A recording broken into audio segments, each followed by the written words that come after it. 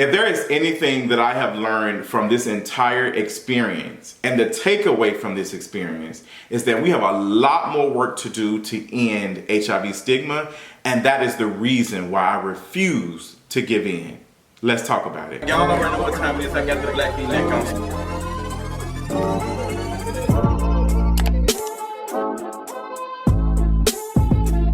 What's going on, you all? I want to talk about a viral clip that has been online for the last week or so. The clip is of a 20-minute discussion that I had titled, Dear HIV Healthcare Providers. In this 20-minute video, I am discussing my experience of going to get tested. A full STI screening panel, which I do.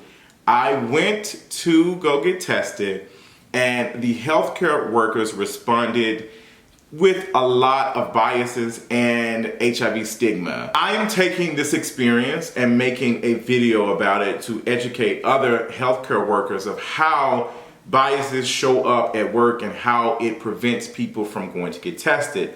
We need to be pushing for people to get tested. That is the biggest thing needed to end this epidemic. We need people to go get tested. We need to eradicate HIV stigma. We need to eradicate the feeling that I had of going to get tested and feeling nervous. If people do not feel comfortable going to get tested, they're not going to do it.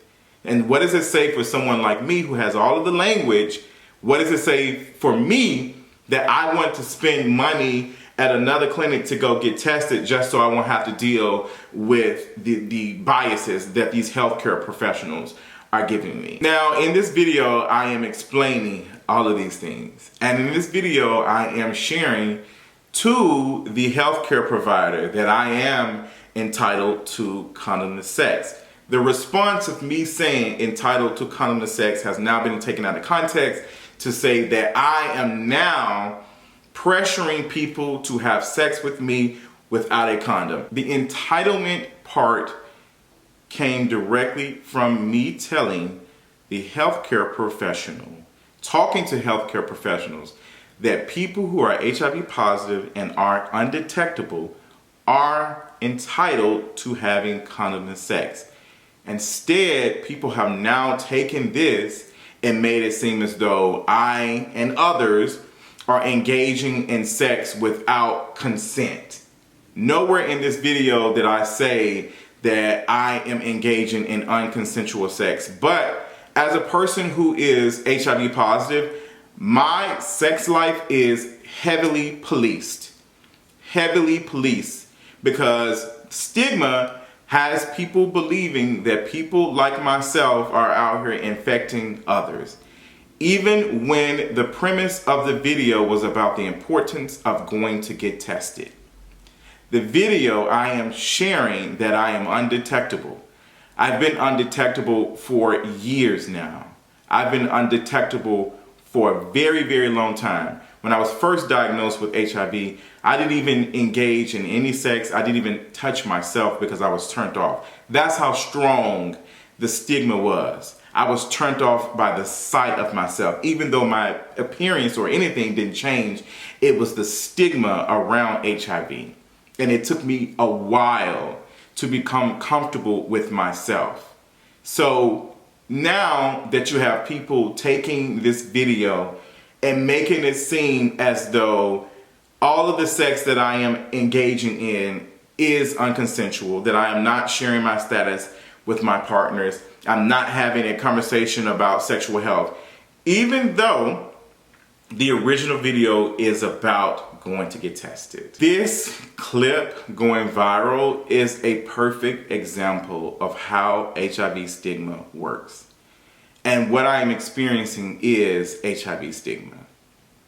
The very thought of someone being HIV positive and engaging in condomless sex means that I need to be arrested.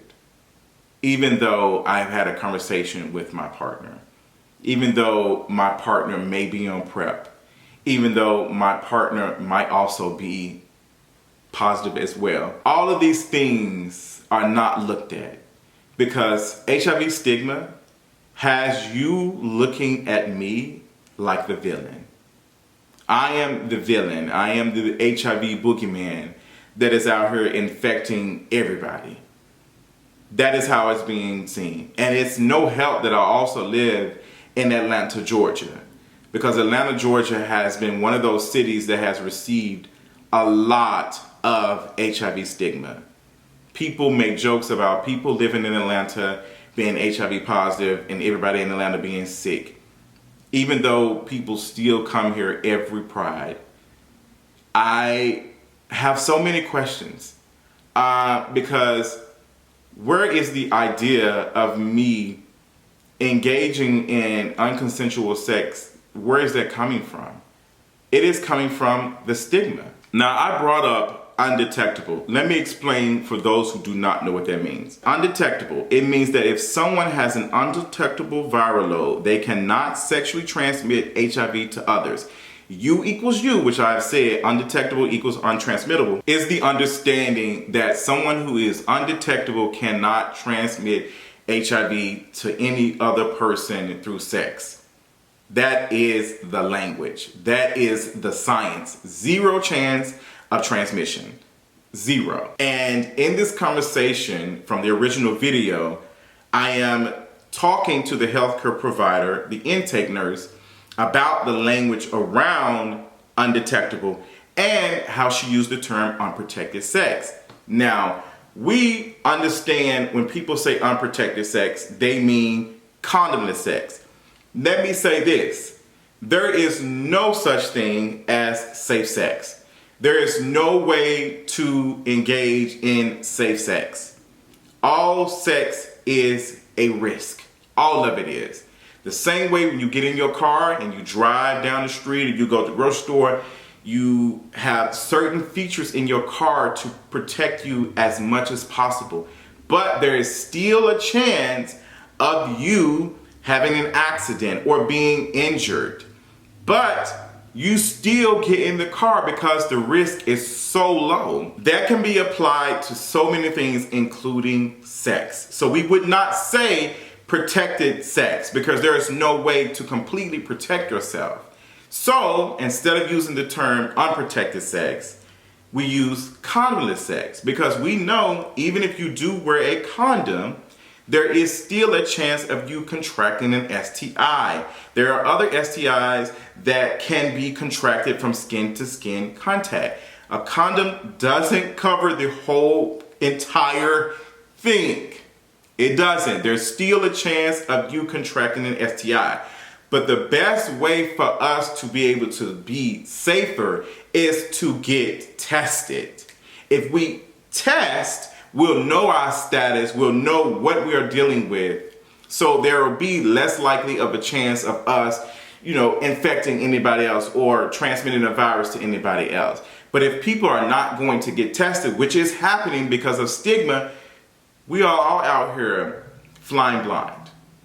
We don't know what's going on.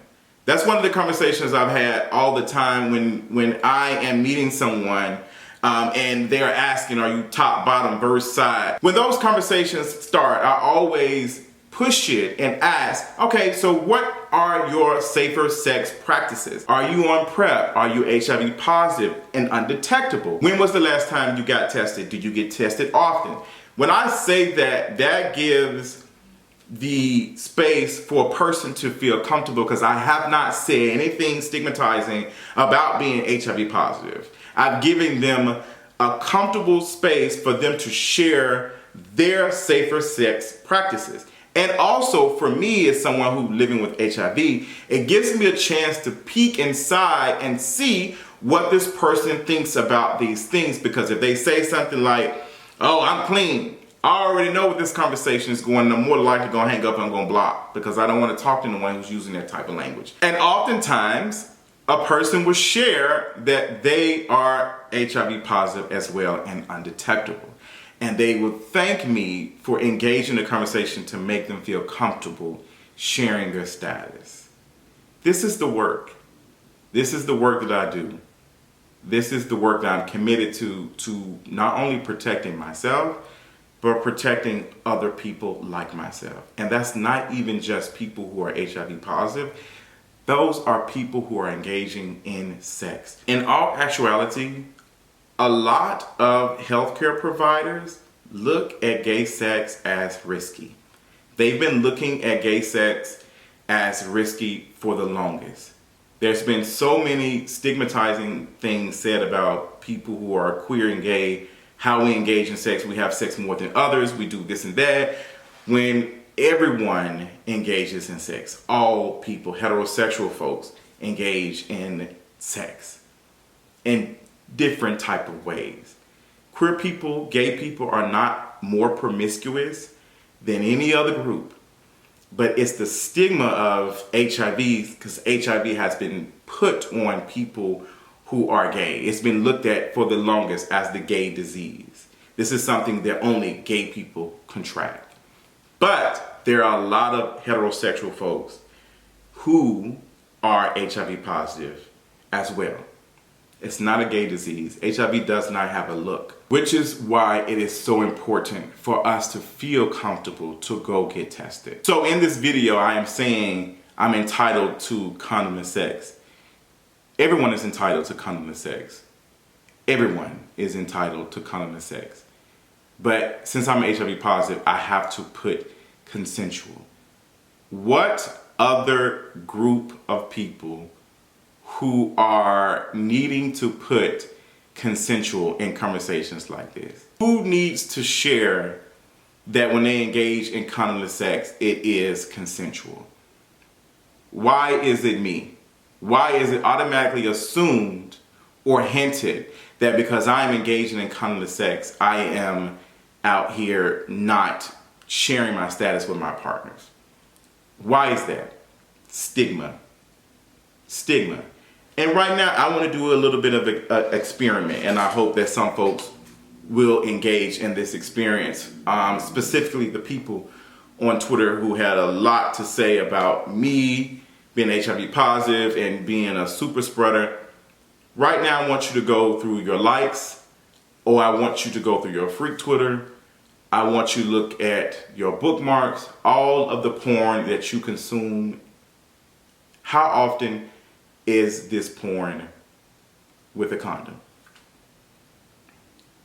How many of the videos you are watching, videos with folks having and engaging in condomless sex? A lot of them. A lot of the porn that we consume is condomless sex. A lot of it. Now also, go look at the top black porn stars who have 100,000 followers or more online. How often are they using condoms in every scene? How often? Not a lot. Because they know that the general audience does not like to see condoms in porn.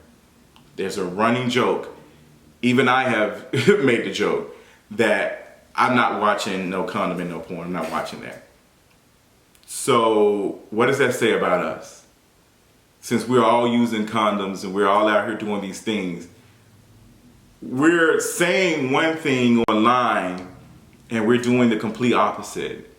And that isn't helping any of us. So when I'm going to the doctor and I'm telling a healthcare provider how I engage in sex, I am going in there to be honest, so my doctor can then know how to test and treat me.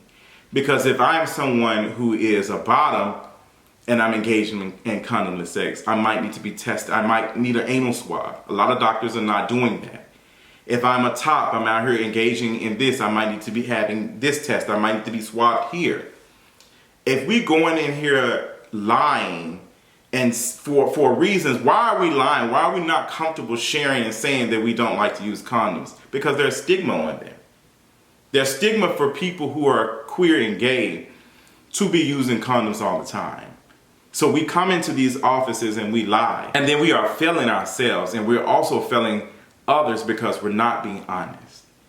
And the doctors and healthcare providers, physicians, all of these people need to create a space for us to feel comfortable sharing how we engage in sex. Per HIV Stigma, is so pervasive that even the porn stars who are living with HIV are terrified of sharing with their audience that they are HIV positive, because they know they will lose social capital. They know that they will be now labeled as undesirable. Why every time we find out about our favorite black gay porn star being positive, it's not because they felt comfortable sharing it. It's because someone used it as a dig. How many Bigo videos have we seen of said person outing someone for being HIV positive? That's how strong the stigma is. Since we're talking about HIV stigma, I want to talk about my own battle with HIV stigma. Coming from myself, in the beginning part of my YouTube career, I was engaging in stigmatizing things about HIV and AIDS and other STIs. Those videos are still up on my YouTube channel, and I refuse to delete them because I want people to see the growth and understand that it is possible to grow and learn if you are interested in doing so, if you are willing to do so. It would be very easy for me to delete these videos, but I don't want to, because I am not interested in erasing things to make it seem like I am this perfect person, because I am not. I am not. What I find interesting and fascinating that the video is being posted online is that the things that I was saying are the things that y'all are saying right now. I am seeing the same things that I was saying in a video 10 years ago, things that folks are saying about me right now. I'm so confused, because if you all agree, shouldn't you all be celebrating the video? Like, why did I change? And what is even further interesting is that you have bypassed at least 10 videos of me talking about the importance of getting tested, the importance of knowing your status, and what we need to be doing to end HIV stigma to get to these videos. I have done 3-4 things in the last 6 months. I did a whole video earlier this year about living with HIV and biases. In the same story that I shared in the original video about going to the doctor to get tested, I am telling my story in this podcast.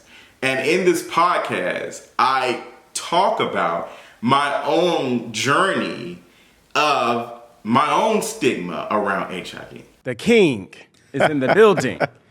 Talk to us. Before, really, you were this public personality before addressing HIV. And so just what gave you the King of Reads? Why did you get that title? Well, it's been a journey, child. It's been a journey. But I've always been very vocal, been known as a comedian and stuff in high school. So someone said, hey, like, you need to do some YouTube videos. And I did. I just would complain. I love to complain. It's fun. And in some conversations and things, I would talk about stuff, just random things. I had mentioned and made a comment that was stigmatizing to people living with HIV. And a friend who does a lot of work, his name is Stevie, he messaged me. He was like, hey, like, I was watching your video and I saw you made that comment. And I just think as a person who has a following like you need to be careful of like how you engage in conversations. So I started doing work in just learning, and he started to provide me a lot of information. So over time, like before my diagnosis, I was like understanding of like HIV and sexual health all across the board. And I started to talk about it more in videos, not just a video that was titled HIV this or this. It was just random conversations about something that's happening, and I would mention it. This video is on YouTube and it has 4,000 views. The video that I did about going to the doctor, original video last year, has 11,000 views. I've done several other videos about HIV. It seems as though the only videos that get attention are the ones that are rooted heavily in stigma. I did a whole project with YouTube Originals in 2021 from Bear Witness Take Action about HIV acceptance. That video was not posted in any of these responses or anything. Why? If you all are so committed to discussing these things that need to be talked about, why are these videos not being shared when it originally came out? Why were not any of these videos posted in conversation? Why? Why are these videos not getting the attention? Why are we only moved by stigma when it comes to talking about HIV disclosure and sharing statuses and things? Why is that? I'm very curious to know.